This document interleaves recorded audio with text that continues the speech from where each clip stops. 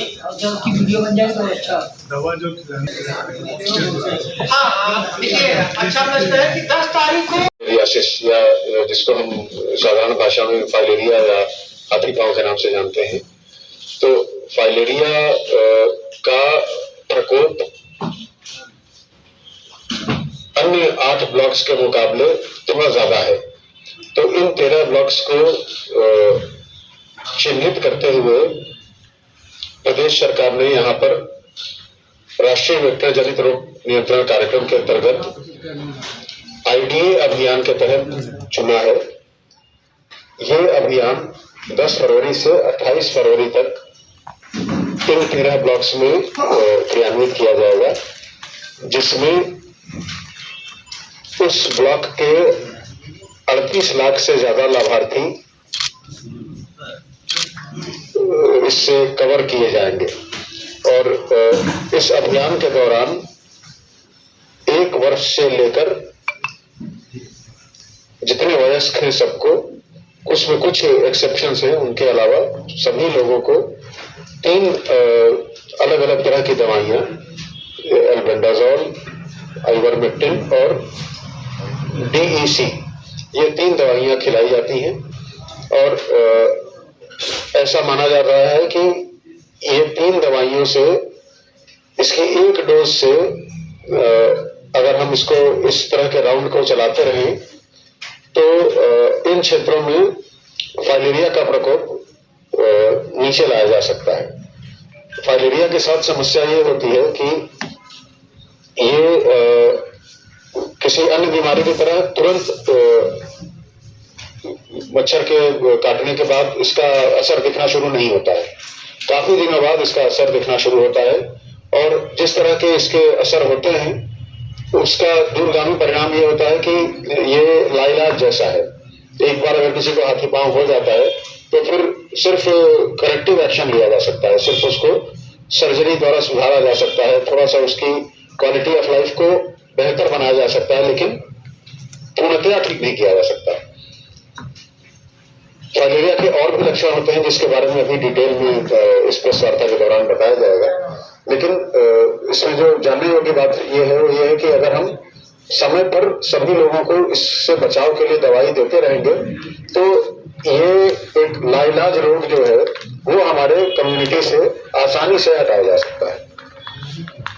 मैं आज की इस प्रेस वार्ता को आगे बढ़ाने के लिए अपने additional CMO vector borne doctor Parvez Akhtar साहब, हमारे जिला मलेरिया अधिकारी डॉक्टर AK सिंह साहब और हमारे सहयोगी संस्था से पात्र से आए हुए डॉक्टर साहब और अन्य सभी जितने हमारे राष्ट्रीय वेक्टर जनित नियंत्रण कार्यक्रम के हमारे साथी हैं, उन सबका भी स्वागत करता हूं। और मैं उम्मीद करता हूं कि आज की इस प्रेस वार्ता और हमारे सभी एडिशनल CMOs और हमारे सभी सम्मानित पत्रकार बंधु, आज की इस प्रेस वार्ता का तात्पर्य है कि जो ये प्रोग्राम चलाया जाएगा 10 फरवरी से लेकर 28 फरवरी तक, ये हमारे 13 ब्लॉकों में ही चलाया जाएगा, क्योंकि यहाँ पर फाइलेरिया का रोग 1% से अधिक है।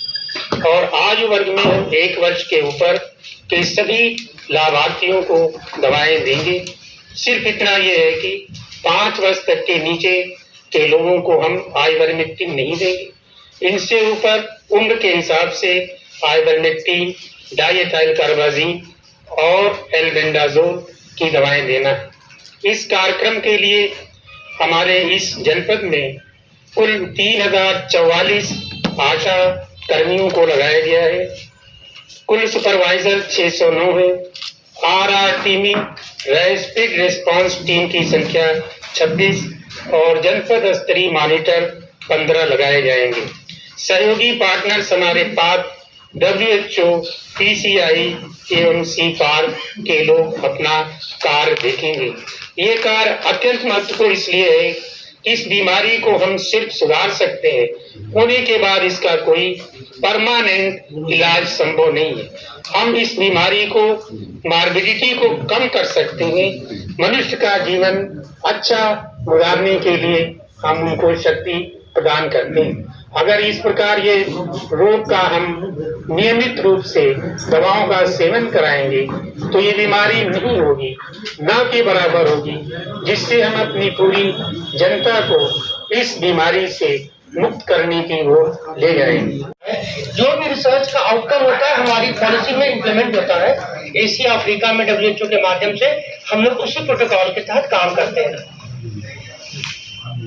ये एक संक्रामक रोग है जो एक कृमि जैसे धागे से होता है। इसका जो कीड़ा होता है बिल्कुल धागे की तरह होता है। पीपीटी पे देखिए सबसे ऊपर मच्छर का प्रोविसिस बना हुआ है, उसके किनारे वो धागे की तरह निकला हो, वास्तव में वही इसका वॉर्म है। और ये मच्छर क्यूलेक्स मच्छर के काटने से होता है। क्यूलेक्स को हम नॉनसेंस न्यूसेंस मस्किटो भी कहते हैं और इसके काटने से होता है। मलेरिया, डेंगू और फाइलेरिया के मच्छर में थोड़ी सी भिन्नता है। डेंगू और मलेरिया का मच्छर साफ पानी में पनपता है और फाइलेरिया का मच्छर गंदे पानी में पनपता है। 1500 रजिस्टर हमारे पास है। 15,500 क्यों? प्रत्येक आशा को 5 रजिस्टर। डिस्ट्रीब्यूट का मतलब होता है दवा।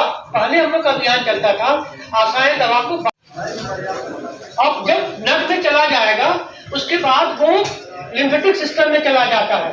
लिम्फेटिक सिस्टम को मैं बता दे रहा हूँ, आपके सुरक्षा तंत्र से जुड़ी हुई चीज है। एक काम भी हम कर दें जो अगर हमारे दिल को छू जाए तो ये बहुत बड़ी उपलब्धि है। मैं इस कार्यक्रम में अपनी टीम के साथ इसीलिए मोटिवेटेड हूँ कि जब मैं फतेह तरीके से परिलक्षित होता है इसके सिम्टम्स। हाथी पाँव जो कि हम ज़्यादातर देखते हैं।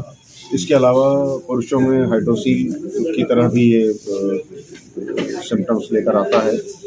महिलाओं में भी अलग अलग उनके अंगों में इस तरह के फाइलेरिया के सूजन और लक्षण मिलते हैं।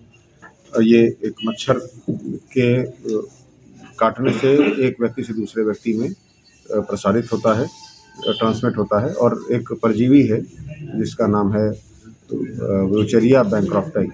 तो ये उस परजीवी से एक व्यक्ति से दूसरे व्यक्ति तक पहुंचता है मच्छर के काटने से। फाइलेरिया हमारे अलग अलग जो जनपद के ब्लॉक्स हैं उनमें इसकी प्रिवेलेंस अलग अलग है। और ये माना जाता है कि 13 ब्लॉक्स हमारे ऐसे हैं जिन ब्लॉक्स में फाइलेरिया का प्रकोप ज़्यादा है थोड़ा। तो इन 13 ब्लॉक्स में एक अभियान के रूप में 10 तारीख से 28 तारीख जो आगामी फरवरी के महीने तारीखें हैं, इनमें एक अभियान चलाया जा रहा है IDA के नाम से।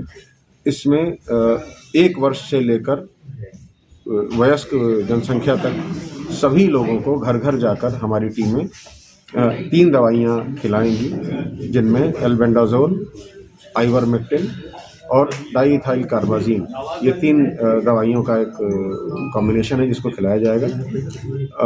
5 वर्ष से नीचे हम सिर्फ ये DEC और एल्बेंडाजोल खिलाते हैं और मेरे ख्याल से हम आइवरमेक्टिन नहीं देते हैं। 5 के नीचे हम नहीं देते हैं।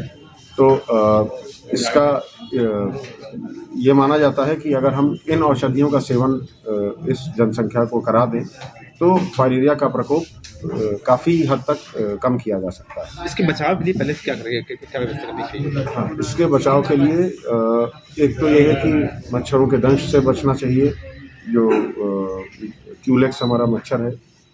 और इसके अलावा जो व्यक्तिगत साफ सफाई है या इस तरह की